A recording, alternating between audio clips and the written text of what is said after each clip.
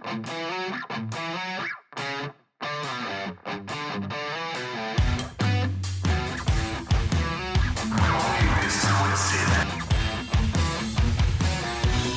welcome to another show of Don't Get This Twisted. I am Rob, along with my non-sick co-host, Tina. How are you doing, Tina? I'm doing better, but my energy is gone from being sick.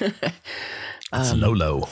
Yeah, I had the flu. This is the second time in the last 4 months that I've gotten really sick, running a fever, not playing. Most things don't knock me out like this, but for this last week, I was sick and dying. Yes, I know. And it was funny, too, because you said you'd come on anyway and do a show. And I was like, nah, fuck it. We'll just wait. Yeah, I have a sense of responsibility here, and you're always here. I need to be always here. And when I sent you the picture, I'm like, this is my current mood. You got it. Yeah. And to be really honest, I tried to record a show by myself and I got about 6 minutes in and I was like, nah, I can't do this. It just wasn't, I don't know. It just didn't feel right to me. It's hard. Doing it alone is not easy. Who do you talk to? Exactly. Tina, what do you think? it was more just me making statements, and I tried to make it about Thanksgiving, but it just didn't get very far. So I was like, fuck it, I'm not going to do it. So, yeah. So you're doing somewhat better. I'm doing better. Just very low energy, kind of taking it easy. Not really eating yet. Although I did eat a little bit yesterday, but it wasn't like I heard a Carrie Underwood song about stretchy pants. And you really got to look it up, YouTube it, because it talks about how she's eating all this stuff at Thanksgiving and she's wearing her stretchy pants. And I was dying because I've been there before, but not this year. This year I was like, thank God I don't feel like that, Yeah, I've lost 12 pounds in a week, though. See, just keep getting the flu. Yeah, I'll be there in no time. I only had one plate. I was like very, very good. Good for you. I didn't get out of control. I didn't want to feel shitty. So I have a cousin that has MS, and I always make her plate. Actually, not always. Sometimes it's her mom, sometimes it's me, but we're always like, who's going to get to her first? And I only put like a little bit of everything, and I mean tiny amounts of everything, because she's a little person. And so I made her plate, and then I went back and did a plate just like as if it was hers again for me. And I didn't even finish it. I had my energy, my want to eat. It's gone right now. So I'm kind of just going with it. I hear you. Yeah. So today, before we get started, make sure you check our socials out: Facebook, Instagram, sometimes Twitter, and soon to be YouTube. We're working on that. Next year, we're going to stomp off and do some new stuff, and hopefully get a social media person. That's what we talked about before we came on the air. So then we can pound the crap out of everybody so they can hear us and see us. Get reminded. I heard a great quote. I want to say a week and a half ago or two. And I think I said it on one of the other shows, but I thought maybe we should just do a show about it because it's pretty interesting. The quote was, "I'd rather be alone than wish I was alone." And being alone, I think, is a interesting thing these days, because a lot of people are doing it. Yeah. They would rather be alone than be in a relationship or have to work at a relationship or blah, blah, blah.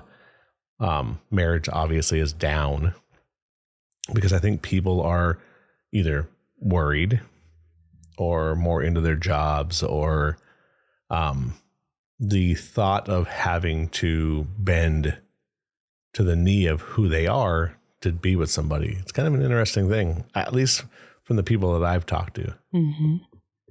Because being alone is, for me, even though I'm not really alone because I have my kid, but from the standpoint of a relationship standpoint, I get it. It's like, you don't have to answer to anyone. There's no one to really,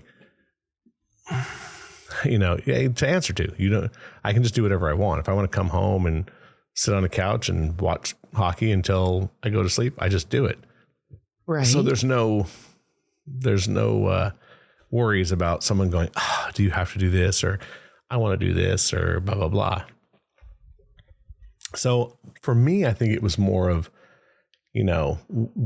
why are we getting there? Because I think, in the in the 80s and the 90s and even the early 2000s, I think everything was really still, how do we get to a relationship, or I want to be with somebody? And you said something kind of interesting before, like you just don't want to feel lonely. Yeah. The alone part is okay. The lonely stuff isn't, like being sick. And really, at one point I was like, just freaking shoot me. Cause I was really sick and there was nobody there to take care of me. Mm-hmm. I don't like that feeling. There should be, I don't know, not that there should be, like, I think that I'm worth being in a relationship with. Mm-hmm. If it's fair on both ends, you know what I mean? So when I'm sick, I want somebody there to take care of me, just like I would if somebody else was sick. I didn't like I really felt the lonely during being sick. Right. I think, it's the loneliness. Yeah. Part. I get that being where I'm at, even because, like I said, my kid's older, so he's, he'll be in his room. So I'm, I watch TV alone a lot because he's doing things. So I understand that part as well, where like we all need to have human contact or talk with people. Yeah. And thankfully we have phones that we can do that with now, where you feel some kind of connection with mm-hmm. our friends and family. But there is nothing like having someone in the same room with you. That's just a fact. So it's that Absolutely. Balance of how do I have that without I hate to say burden of a relationship, because that's not what I mean, but like not having to worry about that part of it, where it's friendships. I think a lot of people are just looking to have more friendships than they are relationships. Maybe. I don't know. I see it from my kid's standpoint, where, and he'll be 20, but they definitely are all about friendships, like, and having a shit ton of friends. And again, he's mostly an online gamer. So he has a Discord server, which is like a messaging thing. And there's tons of people and they're all on cameras. Like, it's the weirdest thing that we know how they communicate compared to how we communicate, or mm-hmm. we communicated. We really got out and did things and saw people, where my kid stays in his room, but he's really not alone. Yeah. It's a very odd thing where, and he'll play a game and have another monitor with like 6 cameras on it, or 6 views of other people, and his camera's on, and he's talking with people while playing. It's a very bizarre thing. So, but for us, I still think that we live in that, wanting to be with somebody or wanting to have that social interaction and relationship type thing. But we're also at a point where we're very set in our ways. So I think it's harder. It's harder for an older person, I think, to, like, mostly with, you start dating someone, we're all set in our ways. So you almost don't want to budge. I don't know. Maybe that's part of it. Why would you want to be in a relationship, though, if you don't want to budge? If you don't want to, learn about other people, try other things, do new things? Like, why would you even want to be in a relationship? That doesn't make sense to me. For me, it's like budging. Shit, I budged my whole life. Like, I don't know. Well, I don't know what it's like not to budge. I think everyone budges. I mean, absolutely. No matter what. Even if you're like, I'm not going to budge, you're budging. Yeah. Because that's just reality. It's just how far you want to budge. There's always a line in the sand. My friend in North Carolina, one time we were talking about stuff, and she was like, because she had a dog, and she got another dog for her daughter or for the family. But she made a joke that she goes, oh yeah, when she leaves, she's not taking this dog. This dog's mine. And I was like, oh, okay, well, and she kind of realized it, and in a lighthearted way. But she's like, I'm just going to be that person who, she goes, I'd rather be alone with dogs than have to, stress out over relationship stuff. And then, I kind of made a joke about it as well, like later on going, well, I got a dog now too. So like, I'm in that. I'm like, whatever. I have a dog to take care of. He doesn't complain. He doesn't bitch. We go wherever we want. He doesn't say anything when I turn the TV on. He just chills. I get it. And I think that's why you see a lot of older people, 20 years older than us, that are okay with being alone. They just do their thing. Yeah. But then you also see, because I do everybody's hair, so you also see people that really aren't fulfilled. They're not very happy. They're existing. I believe that people need human contact. I'm a firm believer. I know I do. And so for me, it's like, God, don't you miss talking shit with somebody? Or don't you miss hey, do you want to go get some ice cream right now, and getting up and going? Why would you not want somebody to do things like that with? How broken does a person have to be that you just don't want to be around people? I don't know. Because I've gone through a marriage and a divorce, and it doesn't stop me from wanting to be around people. I love going and doing. When my friends say, hey, do you want to go? I'm like, yes, we're doing it. Let's just go. Yeah. I'm kind of the same way. I'm both sides of that. I'm very much an introvert, but I'm an extrovert. I can, in the right places, I'm perfectly outside and I can talk your ear off. But I am that person that's like, yeah, I'm good. I can stay at home and not be around other human beings. So, but I do agree with you that I think humans are built for social interaction. Absolutely, they are. So we do have that where I think 98% of the people are definitely looking for that the fix of another human being. Cause I think that sometimes is that and it's a drug. We get endorphins from it, from being around other people and laughing with other people, and it's stimulation on a very high level. So being alone is probably not the best for a human being. Well, they say it's not for men. They do studies about it, how men need a certain amount of human contact a day in order to give them longevity to life, and so our age group is really having a hard time with relationships. I've noticed. I talked to a bunch of people that are right in our age group, and women are kind of frigid and pissed off, and men are detached and, just going through life. And I was like, you live with somebody you don't want to touch. What are you doing together? It doesn't make sense to me. Why would you want to be with somebody who doesn't want to touch you? Why would you want to be with somebody that you don't want to touch? I think that people have put themselves in situations that really don't, work in their lives, in their day to day, but instead of doing something about it, they live in misery. Now, I went through a time where I was living in misery. I was not happy. I felt like I was being ignored and I couldn't bridge the gap. Okay, if you can't bridge the gap, you shouldn't be in the situation. Do something about it. I think that people allow situations to determine how their life is going to be, and they just go with it. And I couldn't do that anymore. Which I think, everyone should. If you're not happy, again, I'd rather be alone than wish I was alone. There's nothing worse than being at work all day and then dreading going home. Yeah.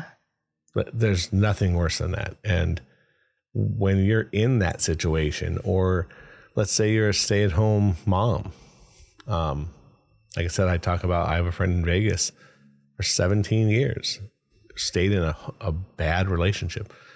Ups and downs, obviously, like any relationship, but there were a lot of downs, and stayed for whatever the reason is, or whatever the wrong reason was.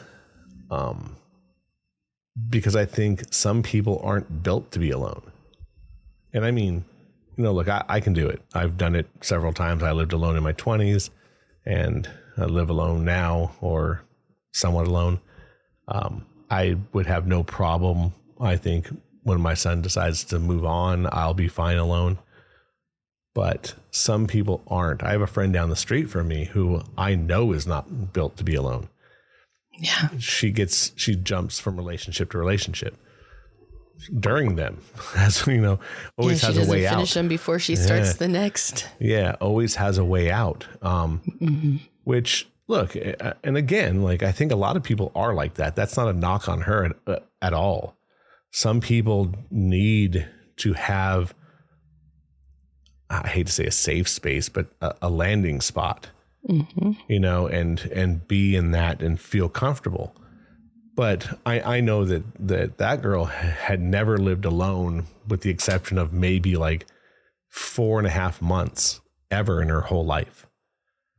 So that's another thing. She married really early. Like, I think she was like 17 years old when she got married. So she's been in something her whole life. So of course that's going to be the sweet spot. That's going to be the glue that holds her together. Now, for me, I think she has to, at some point in life, and I think she's in her late 40s. At some point you have to try alone. If the relationship that she's in right now doesn't work, you can't just jump into the next one. There has to be. Most people do, though. I understand, but what I'm saying is that at some point you have to try this settle down loneliness period to understand that the next one has to be something better, not equal. A replacement. Yeah. You can't jump across relationships. It's like leaving a job that you're making $17 an hour to go to another job you're making $17 an hour. Yes, it might be a better working environment, but are you bettering yourself for it? Or are you just going across the board going, well, at least I'm making this money again? That's to me, that's kind of similar from just jumping, where you're I hate to say settling, because I don't think that that's what a lot of the people do. But I think that you're doing it because you don't think you can do it alone, or the high of that relationship when you're getting into it is so high that you don't understand that later on you're just hurting yourself for it. I don't know. I do my best to settle in between them. Yeah. Do you ever really know how you're going to be in a relationship, though, or how it's going to be? Things move and change and grow and evolve and morph. And you try to make the best decisions that you can. You try to pick the best type of person that you could find. But really, are there any guarantees? There's not. No, there's zero guarantees. That's the bigger thing. And I think that's why a lot of people panic and jump into things where you're not guaranteed on your alone. And I think obviously we live in a state where it's hard to do it alone. Like, you have to have financially two incomes. It is. Yeah, for sure. So if you're in a relationship where you have two incomes and you're paying rent and this and that, when you get out of that relationship, to be alone is an insanely hard thing, because now you're in a spot where you're panicking over, eating macaroni and cheese, where before you were, banking money. So I get that. When I got out of my divorce, I had 2 incomes and we did quite well and owned a place and this and that. Man, when I got out of that, I was hurting. Yeah. Scraping by, like to the point where I had to, I told my kid one day, because over the last couple of years, I've done pretty well. So I'll buy gadgets and I'll come home and I got something new from Amazon. And like, he kind of said something to me one time, like, oh, that's something new again. And I was like, look, dude, I went 5 years with the same pair of shoes and he never went without. Mm-hmm. And he was like, oh, I didn't know. And I was like, no, it's okay. Like, you shouldn't have known. That wasn't your space to know. Yeah. You had shoes and you had clothes for school and, you didn't go without. And that's what, a job as a parent is. But, like, don't rib me now because I'm getting a few things because, look, it's my turn as well. So. Yeah. So I'm so grateful that I'm not going through a divorce with kids because I don't think I could handle that very easily. It was hard. The patience. Yeah, it was hard. And again, like for me, that was the only good part about that. I wasn't alone. Mm-hmm. Because I had my kid with me. Like, I left with my son and he's been with me ever since. So for me, that was kind of a saving grace from a mental standpoint. Financially, I was probably really hurting. But I had someone to take care of and I had to make sure that, I was doing the right things. And so I had that part of, even though I was alone, maybe in my head in a relationship, I wasn't alone with what I had to do. Yeah. So that kind of helped me. So, because I think if I was alone, that would have been a tough time for me. A really tough time. And see, I think I really needed it. Like, I spent all summer in my father's pool when I wasn't working, and I didn't work a lot because COVID kind of killed business. Mm-hmm. But I think I needed that time to sort out what the hell was going on in my life. And if I had had a kid that I had to take care of, I don't think I would have taken that time. Well, that's good. Now being alone for you during that point was a super positive. Mm-hmm. Now think about that. Like those are the polar opposites of being alone. Yeah. Sometimes it's the greatest thing in the world, like sitting on a beach. Like some people love to just go to the beach on their own, pop in an umbrella and sit and not talk to another human being. Yeah. And then, you look 2 people down and there's 5 people under 2 umbrellas that are having the time of their life because both of them are the polar opposites of not being alone or, or being okay with being alone. Yeah. So I think for you, that was good, or at least it sounds like it was a positive. It was, but it also, I think at times it would have been nice to have something to get up for because I had to constantly look for a reason to get up and live every day. Because my dad didn't, when I moved in with my dad, he didn't question, well, he still doesn't, he doesn't question anything. He's like, Tina, we'll figure it out, and I think at times I wish he would have lit a fire under my ass and said, you've got to move. You got to get up. Right. But I didn't mope around really. I kind of just shut the door and was in here. I wrote a lot, started basket weaving. Like, who thought I was going to do that shit? I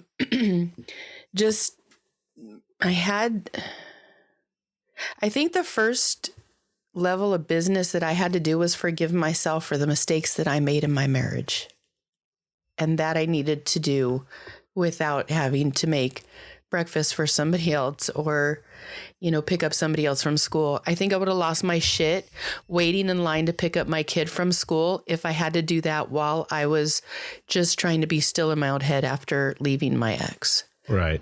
I would have killed somebody. It just wouldn't have been a good thing. No, I get you. I think for me, it was, I needed that. Yeah. Having to do something and having to make sure that I had to be at school to pick him up. That was what probably kept me sane. Yeah. I don't know what it's like to not have obligations or to be responsible for something or to have to take care of, something. My whole life, I've taken care of kids that weren't mine, family members that were sick, parents, grandparents, I don't know. We always had somebody at the door that we were having to take care of. And I found that I'm really good at taking care of people, but when I'm taking care of everybody else and not taking care of me, that's not good. And so I spent most of my life making sure everybody else was okay, but not working on me. So this time I'm like, I don't want another animal. I don't need another friend. I don't want anything more on my plate that I have to be obligated to do anything for. And I think that kind of blew everybody's mind because they didn't expect me to just go, no, I don't got it. I don't have it anymore for you. So doing that was kind of freeing, so now I don't have any animals that I have to take care of. My ex kept my cats and my dad has a cat of his own. And, I don't have any kids anymore. I don't have anybody that I have to do anything for. And I got to tell you, I've been missing out on not having to take care of everything and everybody else. I think, and in dating, not having all of that shit on my shoulders makes it easier for people to want to even take a step because I don't come with a lot of baggage, which is kind of nice too. For sure. And I think that, like I said, I think you found solace in being alone. You did. Because I think you did so much. I still do. That being alone at least gives you, now you're not alone a lot, but when you are, I think there's something to that. And then having somebody around you probably just makes it better. Yeah. I appreciate people more because I realize, like I said, I took the time to think about what I did wrong in my relationship and what I did right. And I also took the time to let myself off the hook for the shit that I did or the shit that I didn't do, that I'm responsible because I was a couple. So I'm not perfect by any means. So I got to take that time and forgive myself and forgive my partner so that I could want to meet somebody else and do something else. I really had to take a long look at myself and change, change what needed to be changed. And now I feel like whoever gets me is going to get a really real me, but isn't going to get all the stuff because I kind of let a lot of that go. Not all of it. I don't think you ever let everything go, but I just don't give a shit about so many things that, I don't care if we have China down, to have Thanksgiving dinner anymore. I care that everybody shows up. I care that everybody's happy and having a good time. I care that everybody's fed and that, but all the details that make you kind of neurotic as a woman trying to make everything look pretty, I'm over that. Right. So now my relationships are more based on being real, not being judged, not being judgy. I tell my friends all the time, you could tell me anything. I don't want to judge you. I just want to know you. So tell me. And if I could help with anything, I'll help. And if I can't, I'll just sit there and say, you'll get through this because I know I have. Right. So I feel like I have better relationships and they're very real. I'm not sugarcoating anything with anybody anymore. I'm not trying to fit into somebody else's package. Do you find more people in your inner circle are alone or are more in relationships? That's funny because my dad is single. My brother's single. I'm single. My cousin is single. My closest friends, one of them's married. A couple of them are single. One, she lost her husband. He passed away. So I think a lot of my girlfriends are single. Not that they necessarily want to be, but maybe didn't find the one or whatever they went through has kept them single. But I have a good cross. I have my married friends that are married, and I see what they go through now, and I'm like, God, am I glad I don't have to do that? God, am I glad I don't want to talk shit about my husband? God, am I glad, like, I'm not bitching at him. You parked in the wrong space, or God damn, am I glad I didn't have to do. I don't have to be upset about all that stuff anymore. You start to pick on each other, and it's just not worth it. It's so not worth it. Now I'm like, let's not have any expectations, and let's see how it rolls. Like, can we just do that? And it doesn't roll the way I ever thought it would, but I'm kind of interested to see what it does. It's fun. Yeah, I kind of have the same cross section. I think that there's both sides of that. Although, it's funny. Everyone at my work, with the exception of one young guy, they're all married. So I'm the only like real single one. Yeah. And I do get to rib them a little bit with some of the fun jokes of like, we were talking about getting something on Amazon one day, and I was like, oh yeah, maybe I'm going to buy this. And the one guy goes, yeah, I don't know if I can do that. My wife might get mad at me. And I go, yeah, not mine. And That's wrong. And I was like, yeah, I'm gonna buy that shit. I don't care. And so like, I do get to make fun like that, but look, at the end of the day, he does get to go home to somebody where, he's getting a fulfilling relationship out of. I mean, he's been with her like, I forgot how many fucking years. It's forever.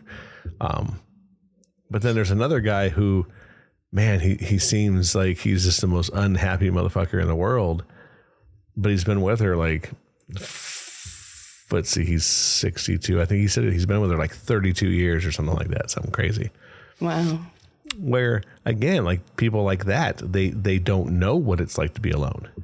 They've been with somebody so long that they'll stay miserable. They'll stay regardless. Yeah. Because, it's either cheap them to keep them, or they don't know if they can survive without someone. And like, that's like the crazier thing where you're just like, oh yeah, like you don't know.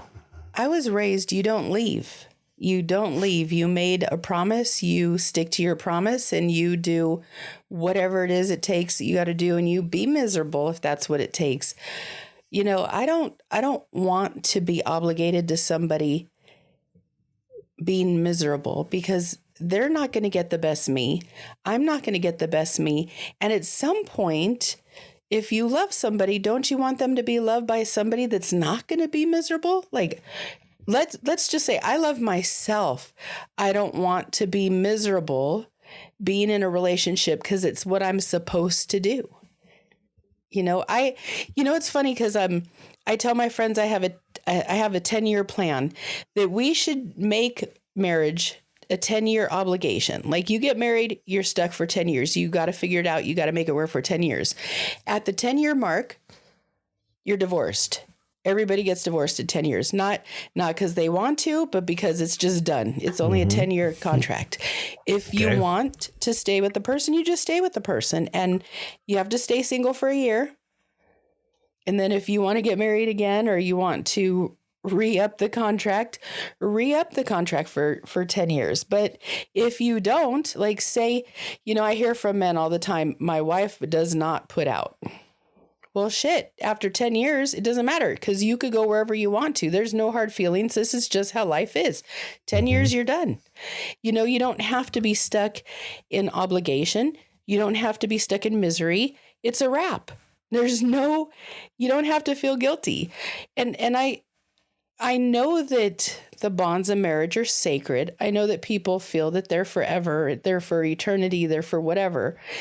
But why should that include misery and frustration and being unloved? It just shouldn't. Like, you for sure. You change so much too. Like, I got married at 34. I'm not yet divorced, but I'll be 51 when it happens. I'm not the same person. Like I didn't. No, it's correct. You're not. When I got married, I didn't have a kid. I didn't have a house. I didn't have a husband. I didn't have anybody telling me what to do. I went wherever I wanted to. Not that I don't now. I just was doing my own thing, just like I'm doing now. But I didn't have all these other experiences because I was single. Mm-hmm. Now that I had the experiences, I'm like, I'm good. I'm good. I'm good with all of it. Right. Thank you for the lessons.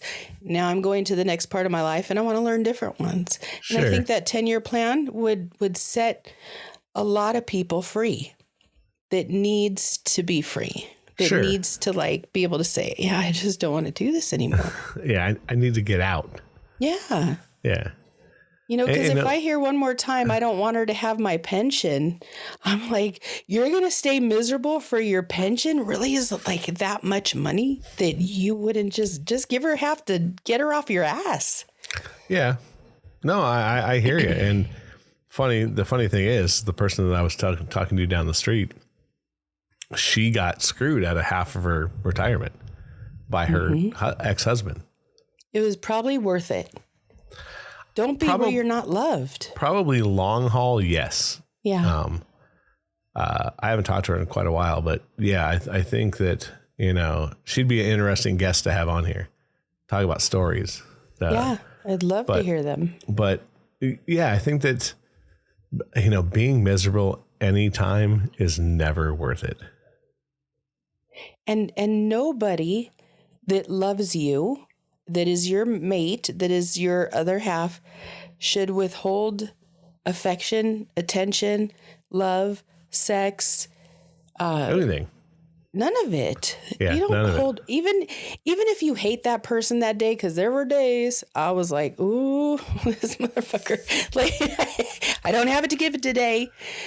Even in days like that, you need to get it together. Like for sure. And that intimacy needs to be there, and people just let that go like it's not very important. Mm-hmm. Well, and there has to be communication of why. Let's say there. No, because women lie. Oh, I can't. I get cramps. Oh, I'm bleeding. Oh, I have a migraine. Oh, my hormones are out of whack. Oh, my back hurts. I have hemorrhoids. I literally have heard every one of these damn excuses. Like I've heard them. I'm like, he's okay. The hemorrhoid one. Let's just go through that one. So my client's telling me, she's like, yeah, just tell him I have hemorrhoids. But I said, does he play with your ass? And she said, no. I said, then what do hemorrhoids have to do with you giving it up? Yeah. And she said it was enough of an excuse and it sounded serious enough to him that he backed off. I'm like, how long has this been going on? She said 4 months. I said, you wonder why he cheated? Yeah. Oh, no. That's very true. Hemorrhoids are in your ass. Has nothing to do with how you guys function sexually.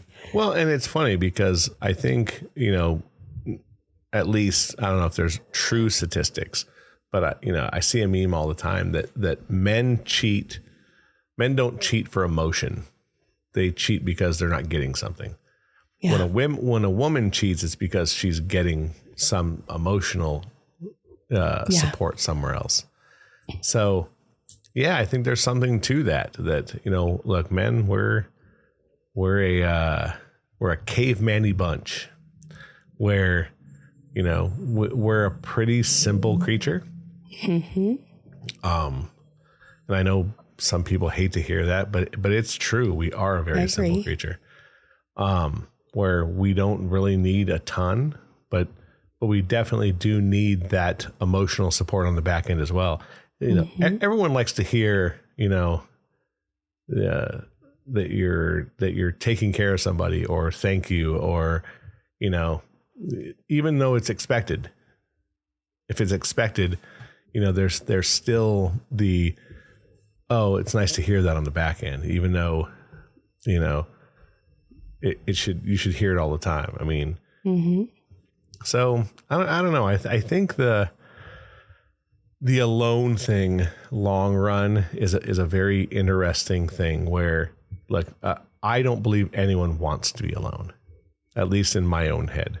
And if it is, it's a very, very small percentage of people, because we're creatures that are, for one, we mate. We're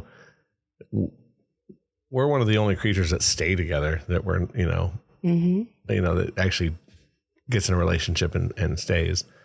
And I think that's because we try to find people that we have similar tastes with, or that there's just some people that you're just attracted to be around. That's just a fact. And that either turns to a relationship or stays friendship at some point down the line. But this form of us, this creature that we are, we're built for relationships. We like them. We have since the dawn of ages.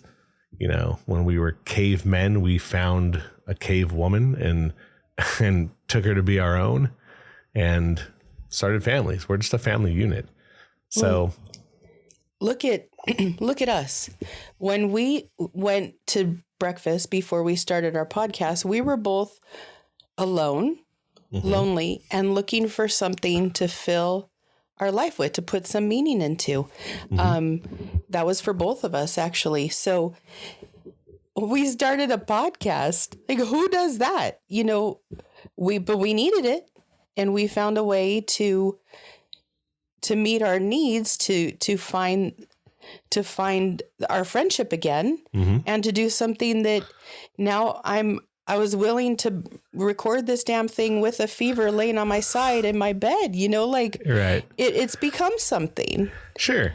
And I think that's, that this show definitely fills a void, right? Whatever that is. And I think it's either large or small. It just matters what day it is.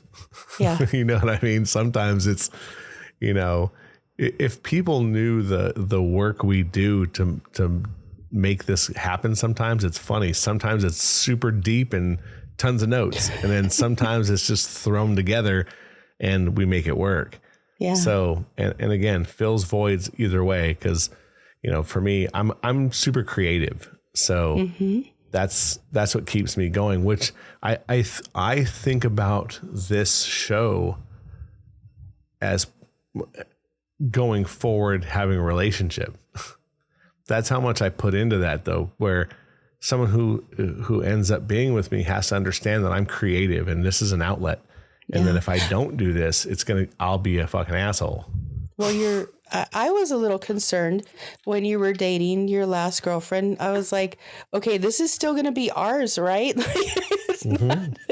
Can we keep it can we keep it more us? I didn't care if we bring somebody in to help out with something. I was totally cool with that, but it's still going to be us, right? This is still our baby. Like, exactly. I'm okay sharing you. Like, I'll even find you a girlfriend. I'm okay with that. But let me have my place in your world. For sure. Yeah. Oh yeah. Well, and again, that's where I think about things like that, because I do too.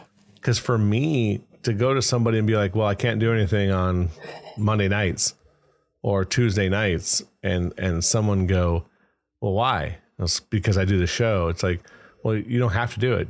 I do, though, because it's my one creative outlet that keeps me, it keeps my mind doing something else, or photography, where I hadn't done it in years. And then a bunch of my friends were like, oh, I need pictures for this, or I need pictures for that. And I'm like, oh yeah, we'll go do a shoot, and I'll go out and be creative again. So if I don't have that. And you do some risque shoots. Oh yeah. So, the last one I did was, oh man. You didn't show me any of the pictures. Oh no, it's pretty gnarly. So I could see. Matter of fact, I'll send you one. You're going to go, oh, okay. Oh, I get it. Yeah. Could you imagine having to explain that to somebody that you're with? No, it's difficult. I've already tried doing it. It's not easy. And I would be like, you know what? Go do your thing. Like, I try to get people involved in it, though. Like, if I'm dating someone, I'm like, come with. Like, see what I really do. And a girl I was dating at the time went. And at the end, she was like, yeah, that's a lot of work. I'm like, yeah, like literally there was like sweat running down me and like, you know, it's hotter than hornet in there with lights and this and that. And at the end, she was just like, yeah, it's not what I thought it was. I go, no, this should just work. And then she got to see the model who was also, you know, in pain from being in fucking super high heels and like posing in these really bizarre, weird forms. And at the end, both of us were just like sitting down, like, you know, and I hand my camera to the girl and she's looking through all the pictures. And the girl that was with me was just like, yeah, this isn't what I thought it was. I go, trust me, I've had guys, my really male friends, see some of the pictures are like, oh, I want to go to one of your shoots and help you. I go, okay, come. And I had a buddy of mine holding a light for like 2.5 hours. And he was like, fuck this. This is horrible. And I was like, yeah. I go, it's art, homie. This isn't me going and hanging out with some half naked girl and me getting anything out of it. I go, it's not, that's nowhere what it is. Right. So, but yeah, you're right. And that's what this show is. It's my creative outlet that keeps me,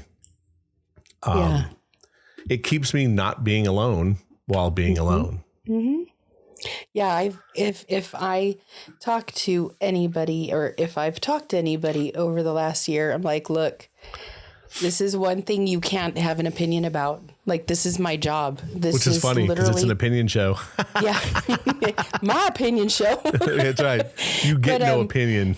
Yeah, you get no opinions about this. And I'm sorry, but I'll probably end up talking about our relationship. Mm-hmm. And if you're not man enough, if you can't stand in your own and handle that, I'm the wrong person for you. Yeah. Yeah. That would be the same. Yeah. I'm like, if you can't believe that I could have a friend that is a male, just keep walking anyway. But if you're going to talk shit about Rob in our podcast, you really got to go. Well, and at the end of the day too, it's like, you know, we talk about personal things, which if anyone who's listened to these understand that we don't say names for a reason. Yeah. But I know people that I've talked about have listened to this podcast before, haven't said anything to me, but I know that they've listened.